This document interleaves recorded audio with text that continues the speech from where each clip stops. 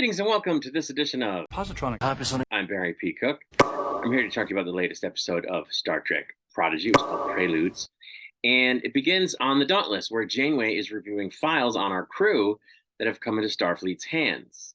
On the Protostar, Dal is traumatized about his being a sort of genetic mishmash, and it leads the crew to talk about how they all have things about their past that they have issues with.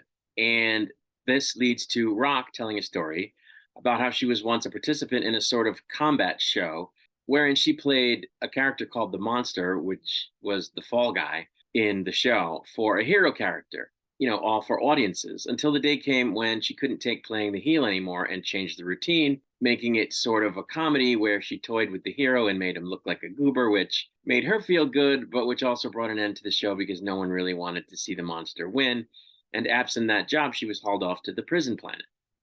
Next, Zero tells the story of their life with their fellow Medusans on some planet somewhere prior to their winding up on the prison planet. Apparently, some Kazons were trying to trap a Medusan, and they laid a trap which drew Zero towards a containment box like the one we saw in the original series, causing them to, in fact, become trapped in the box as their fellow Medusans fled, at which point they were taken to the prison planet. Back aboard the Dauntless, Dreadnought and Essentia try to remind the Diviner of what happened to his planet at the hands of Starfleet.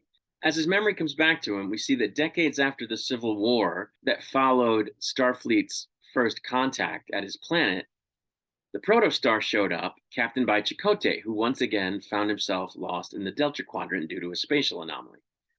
After being captured along with his crew by the Diviner's people, he eventually escaped and sent the Protostar back through the anomaly without a crew for some reason, after it had been weaponized by the Diviner, to keep it from the Diviner and his people. As we know, the Diviner then went through the time anomaly to find it. And now we know that some of his people followed him in separate ships, winding up in different places and times.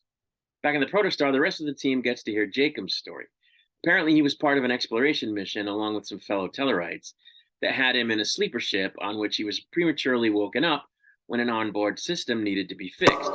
It would seem that he started referring to himself in the third person, which I guess he didn't always do, because the robot assistant on the ship kept being unable to understand him when he used the pronoun I. This was pretty fun because we see him bounding from one failure to another when his attempt to fix the original problem causes another, and then, there's a cascade effect and problem after problem occurs. It turns out that while he was able to fix all the problems that came up, all that exertion used up so much oxygen that there wasn't enough left for the 30 people on the ship to all survive to their destination. So he volunteers to leave the ship so that there will only be 29 people, which is weird because a ship like that would have had what they call scrubbers to clean the carbon monoxide out of the atmosphere so that the oxygen could be recycled. But anyway, once he left the ship in an escape pod, he was captured and brought to the prison planet. The crew then asks the Janeway hologram about her life story, and she starts to tell them something involving somebody named Molly, before we cut to the Dauntless, where Admiral Janeway learns that the kids aren't actually criminals, they're just kids who got in over their head and who are now being hunted by the Diviner, whom she doesn't immediately realize is her guest. She then goes to see the Diviner because she sees Gwyn's picture in the file and thinks he might be able to remember something useful if he sees it, and, if he sees the rest of the file. At which point she discovers Dreadnought and Essentia with her new look before being knocked out by the Diviner. And that's where the episode ends. I thought this was a pretty good episode. It was cool to see some of the stuff that happened to the characters in the past and how they wound up where they were, because up to this point, we didn't know that. And I'm glad that we got to see exactly how Chakotay, went missing and how the Protostar was lost, but not where he is.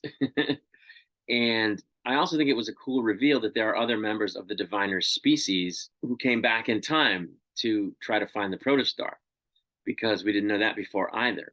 So, yeah, I thought there was some interesting stuff that occurred in this episode, both for the characters and, and for the overall narrative.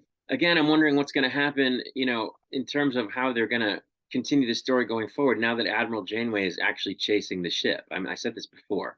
She's either going to catch up with it and they're going to come to a resolution about how the ship is weaponized so it can go back to Starfleet, and then what is our crew going to do? Or they're not going to be able to do that by the end of the season, and they're just going to keep stretching this thing out, where they're chasing the ship, chasing the ship, chasing the ship.